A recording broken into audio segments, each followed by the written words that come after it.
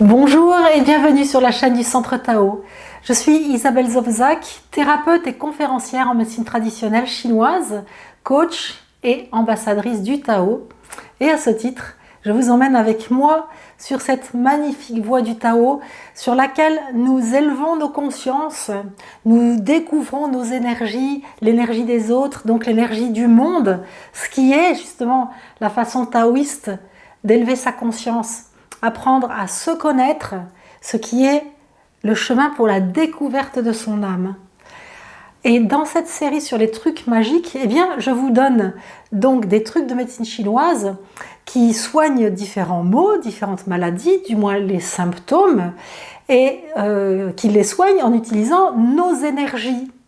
Donc, appliquez ces trucs de médecine chinoise que je vous transmets pour ressentir les effets, voir que ça marche. C'est un moyen très simple et très efficace de justement s'ouvrir à nos énergies, aux énergies des autres et aux énergies du monde. Alors aujourd'hui, je vais vous donner un truc magique contre les gastro-entérites qui est extrêmement efficace, que j'ai eu l'occasion de donner, pas de transmettre, mais de soigner des gens. Des fois, j'ai des expressions qui m'échappent, vous ne m'en voudrez pas, mais j'ai donné ces soins-là à des personnes et ça leur a arrêté la gastro en 2 heures. Donc ça vaut le coup, hein. 2 heures, plus de gastro. Alors, c'est bien pour des gastro-entérites, c'est-à-dire des problèmes de diarrhée, qui sont ponctuels, qui sont assez aigus. On peut utiliser ces points-là aussi pour des problèmes de diarrhée chronique, mais là où j'attire votre attention, c'est que quand on a une gastro-entérite, bon, ça veut dire quand même qu'on a un vide d'énergie puisqu'on a attrapé un virus, vu au niveau occidental. En médecine chinoise, on va le dire à peu près pareil, mais on va dire qu'il y a une faiblesse d'énergie qui fait qu'il y a un pervers externe qui a pénétré à l'intérieur de nous, d'accord ? Donc dans les 2 cas, il y a lieu de remonter son système immunitaire, on va dire, c'est-à-dire son énergie défensive. En Occident, on appelle ça le système immunitaire.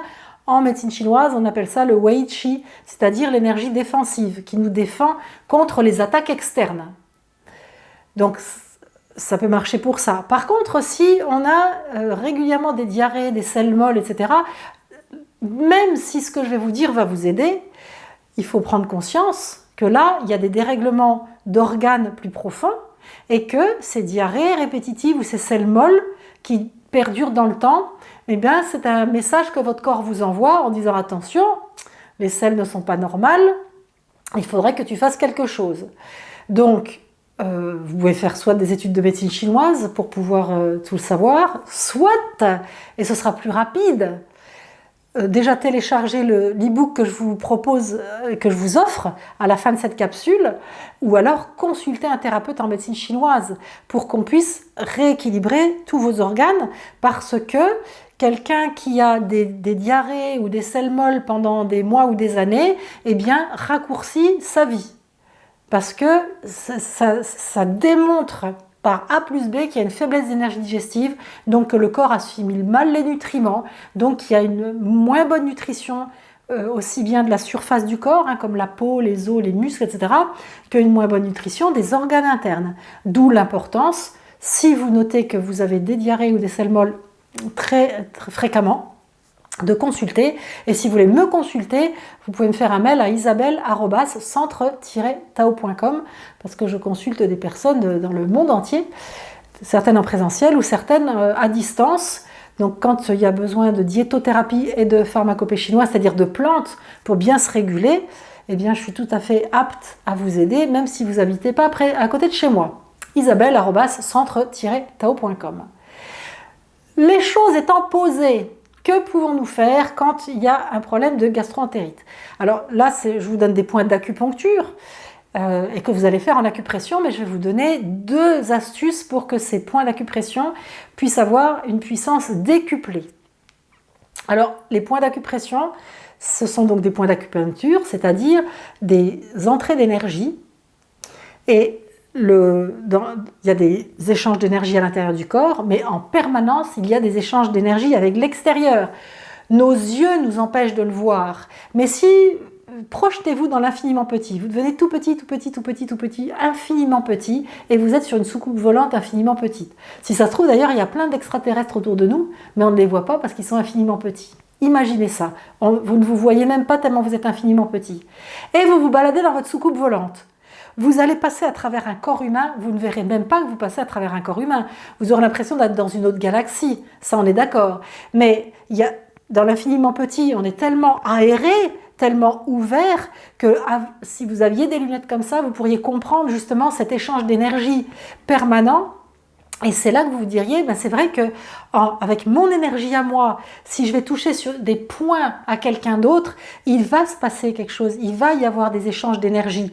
Et stimuler un point d'acupuncture, même en acupression ou en digipuncture, c'est-à-dire avec les doigts, va avoir un impact parce que c'est une porte d'énergie et ça va donner comme un vent qui souffle.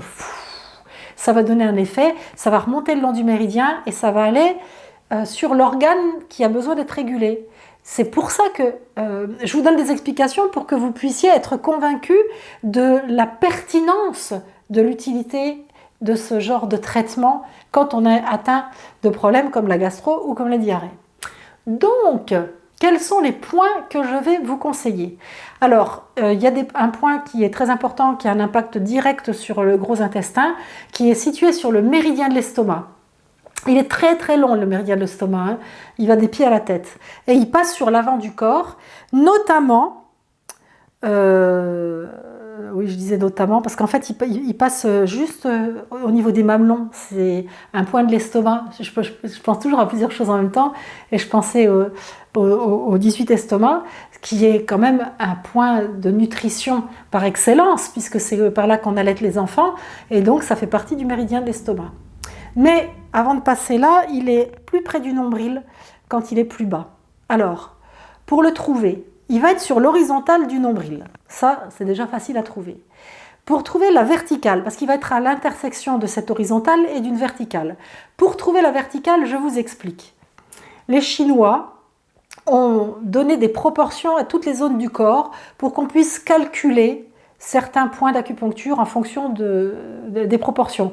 Par exemple, le 18 estomac, il est facile à trouver, c'est sur la pointe des tétons. Mais le 25 estomac, il n'est pas si facile à trouver que ça.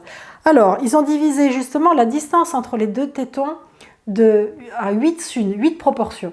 Donc, du milieu du buste à cette ligne-là, il y a 4 proportions, c'est-à-dire 4 sunes. Vous allez encore au milieu, donc à 2 sunes du milieu du buste, hop, entre le milieu du buste et le téton, hop, vous tirez une verticale et le 25 estomac sera pile au croisement de l'horizontale du nombril et de cette verticale qui descend entre le milieu du buste et le téton. C'est facile à trouver. Donc, vous allez tomber sur le point 25 estomac.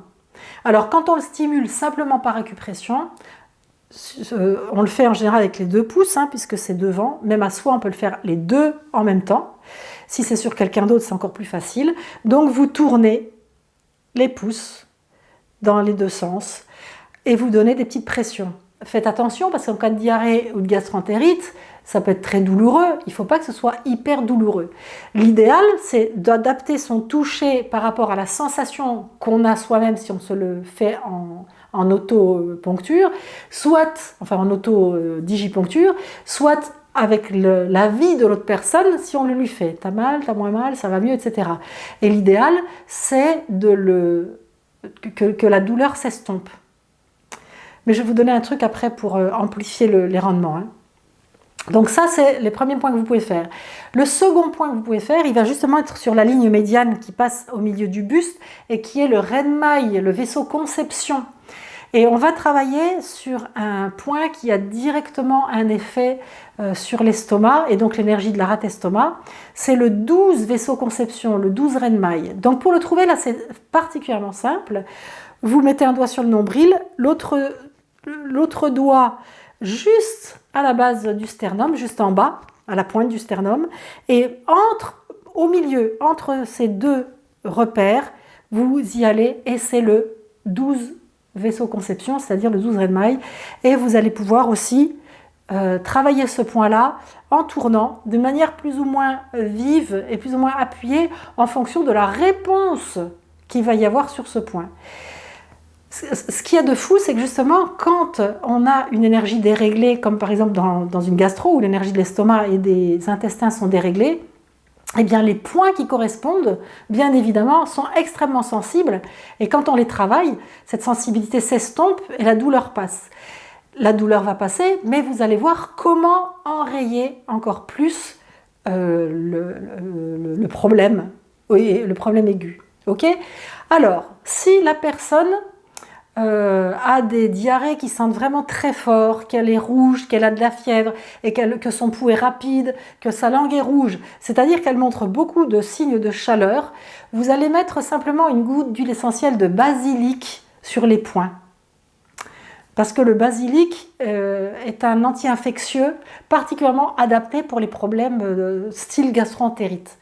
Donc, vous prenez un petit peu d'huile de base, ça peut être de l'huile d'olive bio de votre cuisine, de l'huile de colza de votre cuisine, de sésame, de ce que vous voulez, ou une huile d'amande douce ou toute autre huile de base.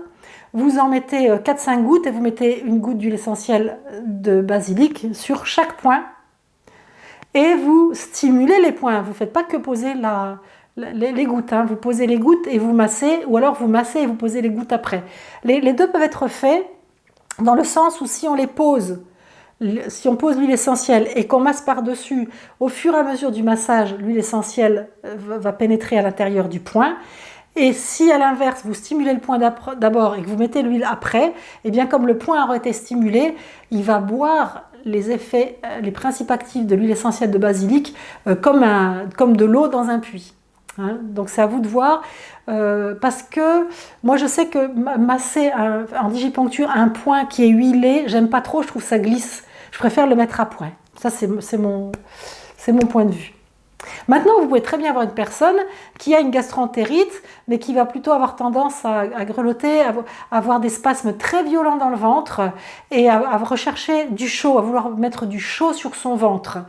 Même si elle transpire, ce sera une transpiration froide. Elle peut même parfois avoir un petit peu le visage blanc, pas rouge du tout, la langue très pâle.